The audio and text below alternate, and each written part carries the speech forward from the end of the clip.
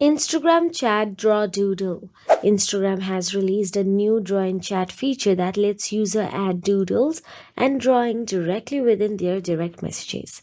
The update is widely rolled out now in the late October 2025.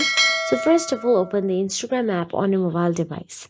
Now tap on the messages icon available at the top right corner of your screen. And once you tap on it, all you have to do is open a conversation. Once you open a conversation on the Instagram, you can see the plus icon available at the bottom right corner of your screen. Tap on the plus, and once you tap on it, you can see the draw option available. Now tap on the start or continue option available. Now simply draw whatever you want. Now use your finger to draw on the screen and customize your drawing with the available tools. And once done, tap on the send button to share your drawings. And that will be. If you found this video helpful, please like, share, and subscribe. And thank you so much for watching.